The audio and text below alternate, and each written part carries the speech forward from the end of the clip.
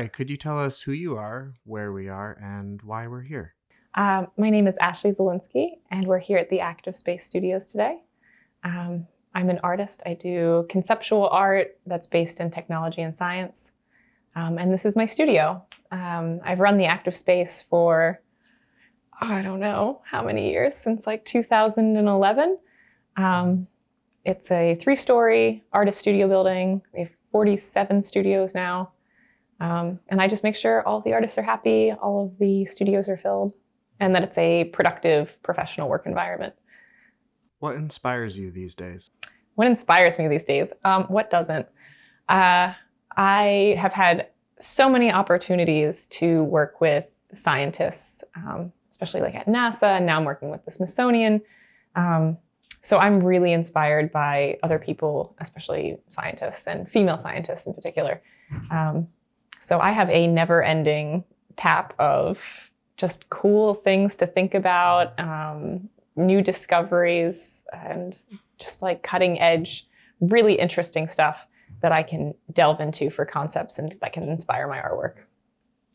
What groups do you think are pushing the edges of art and design and offering an alternative view for the future?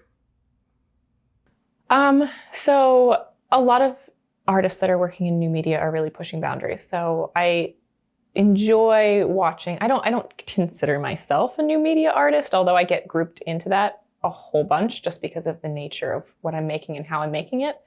But I consider myself a conceptual sculptor first. I just happen to be using science and technology.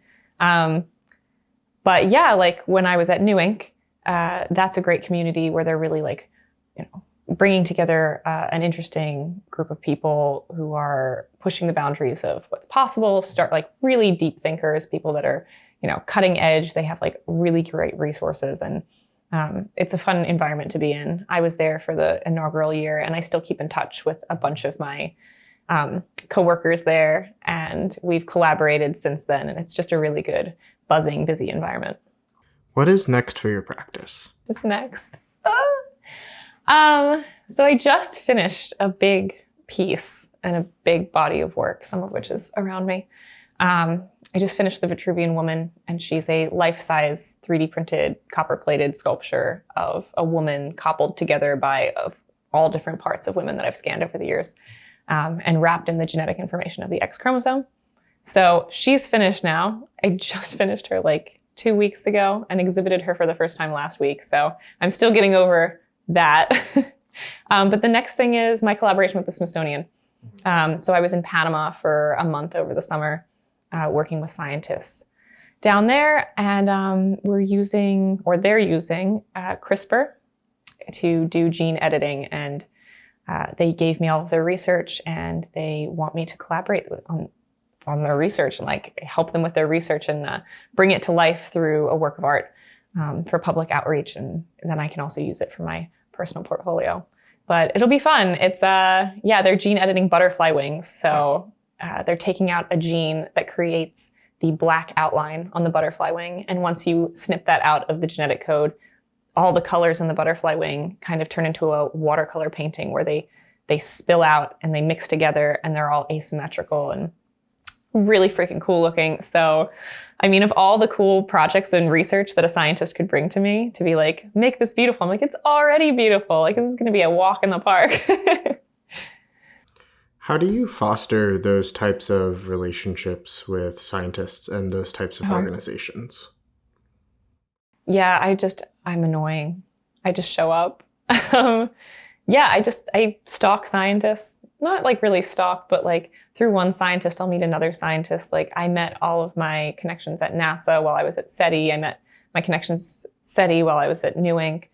And I just signed up for like residencies and just kind of put myself out there. I did the Art Bio Collaborative residency this past summer, and that's how I got my butt to Panama and, into STRI in the Smithsonian Tropical Research Institute. And that's how I started collaborating with the scientists there. They saw my work with NASA and they were like, oh, you're this girl, you do science stuff. So once you have like a portfolio of working with scientists, it's easier for other scientists to trust you and know that you'll do their work justice. How has working with scientists from SETI and NASA pushed your work, and how do you think you've pushed theirs as well? Oh, it's always so fun meeting new scientists because you're so impressed with them. I'm always so impressed with the research that they're doing and so inspired by what they're doing. I'm like, oh my God, what am I doing with my life? They're, figuring out the universe and I'm just over here like, playing, like making art about it. And then, but they're totally respectful and in awe of what I do. They're like, I cannot believe that like this is the sculpture that you made, that this is the vision that you've had, that you read my boring paper, and this is what you came up with out of it. So it's kind of like this weird, you walk into the room together and like you're freaked out by them and they're freaked out by you, but it's like a weird, like out of respect, not out of, So yeah, no, it's always great working with scientists. And the part about being an artist I like the most is that first interaction where you're sitting in a room together and they explain their life's work to you and you start talking about, the parallels that it makes in your work or in the art world. And, just the fact that you, like, I understand it. They're like, holy shit, you understand this. I'm like, yeah.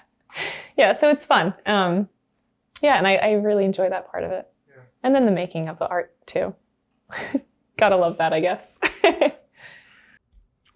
Where does your interest in like space and coding and science, and where does that all start? Yeah, I thought I was going to be a scientist. I had no intention of being an artist. But then I started getting to art in high school.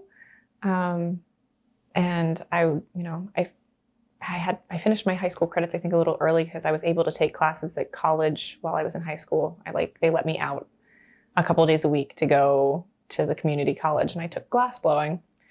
And then with my glass blowing portfolio, I applied to RISD and I got into RISD, and everybody was like, damn, go to RISD. And I was like, okay, cool. So yeah, and I really didn't know what I wanted to do at that point. I really loved science, but I had no direction in that. I was really good at biology, but I wasn't sure what jobs would take me in that direction.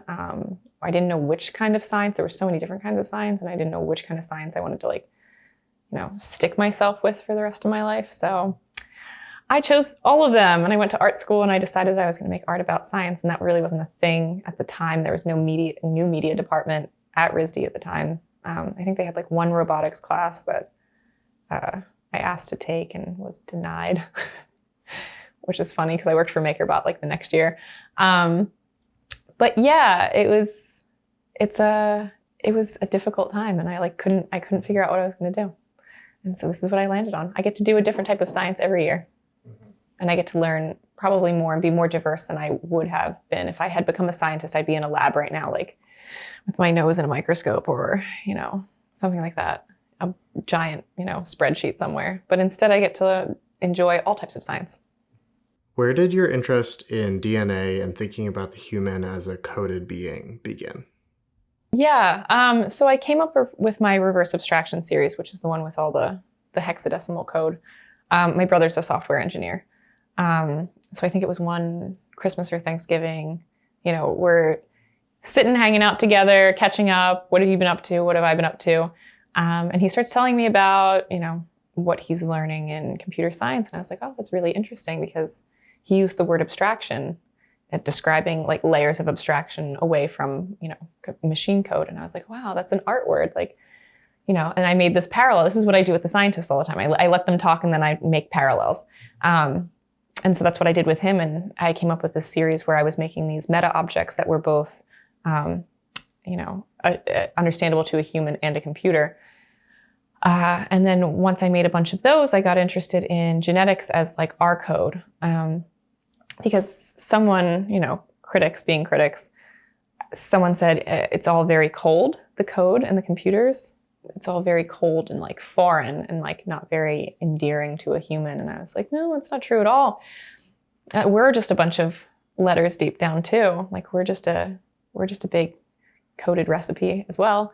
And so I made the human code series to kind of prove my point. We're not as rigid and boxy. We're more organic, but we are just a bunch of code. and also code that can be hacked now. My new CRISPR project, like we're going to talk about gene editing. Like, now we're like messing with our own code. So yeah, that's pretty cool. But that's how I got started with it, this parallel. And I'm doing like the push and pull back and forth between humans and computers and humans and technology and like our space in the universe. Yeah.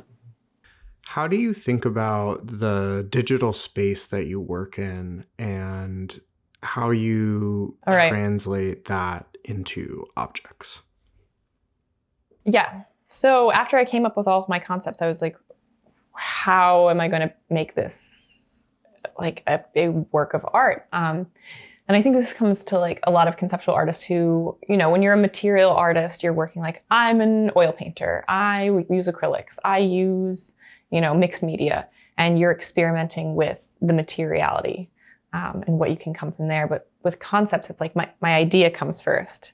Like the poetic idea in my brain, what the message that I want to get across comes first. And then I, as an artist, have to figure out what is the best medium in which to present this idea. And working with 3D printing came naturally, talking about technology and talking about the future. And it was like, in 2012, that people were freaked out by 3D printers a little bit. They're still dumb machines, and they're always going to be dumb machines. But I think at that time, people saw 3D printing was just emerging, and they were like freaking out because they're like, what can you print? What can you copy? Would you download a car? Like all of these questions came out. And I was like, this is the technology I should be using because it parallels all my ideas, but in a physical way. So I got into 3D printing, and now I 3D print most of my sculptures. Still to this day, I use laser cutting if I have to make something larger. 3D printing still limited. And then I came up with this technique of plating my 3D prints, casting them, the complicated, all the code, and it's impossible to cast. So I took it to a caster and they told me to never come back. So I had to come up with a new idea of because 3D printing was plastic at the time and it was cheap and, it felt like a tchotchke kind of thing. Nobody, everybody's 3D printing like Yoda heads and Legos and stuff like that. And I was like, I don't want my work to be in the same category as that. So I had to make it more of a precious metal or more of an art object. And since I couldn't cast it, that's when I came up with this idea to plate it. And the plating process actually makes the object, heftier. It feels cast. They're all pretty heavy too. So I don't think it needs to be cast, but yeah, it makes it feel more like an art object and gives it a little bit more of a finished quality. And that's also important. You also have to think about the presentation and how you're going to get your point across. How do you see our relationships to our bodies changing with the increased accessibility to 3D scanning, 3D printing, and biohacking, etc.? We're still really far away from merging with our machines, or, biohacking has to come a long way. Right now we can take things out, but we can't put things in. We can only kind of control what we're taking out and what we're it's still in its very infancy. The reason all the big scary questions are happening now is because I think people want to get this sorted out before we can do the big stuff. The same with 3D printing, when everybody was like, are we going to print guns? Are we going to print people? Are we going to print cars? What's this going to do for a copyright infringement? And then 3D printers kind of never really brought that to fruition, which is kind of good. But now we're doing the same thing with us and our machines and how we're augmenting our bodies. And I think it'll be a long time coming. But, when you think about it, how many years ago did the cell phone happen? I bet if you told somebody you'd be carrying around a little supercomputer in your pocket, no, they wouldn't have believed you. So yeah, and I did the Google Glass Explorer program for a while, so I had a camera strapped to my head for a year. It was weird. It's still so far off, I don't think we need to be worried, but we need to be asking the big questions now. And lots of my artwork is, posing those questions, even the uncomfortable questions, which sometimes aren't as pleasant. And when you're just trying to have a fun afternoon in an art museum, you don't want to be I have an existential crisis, but these are the questions, the big questions that we need to be asking. if we're going to move on in this direction. Because I do think eventually we will like fuse with our machines. How do you approach form in your pieces and what drives that? Yeah. When I'm talking about computers, I try to use more geometric shapes. I think it's just like our brains go there first. Obviously, with 3D scanning, I'm doing more organic shapes like scanning people. And I think it's good to have both of those forms in your language that you're using to be able to talk about, you know, the humans and the computers. And then when you kind of pull them together, what is that saying? It's just creating a language, a visual language. And it also has to do with the different softwares that I use when working on these pieces.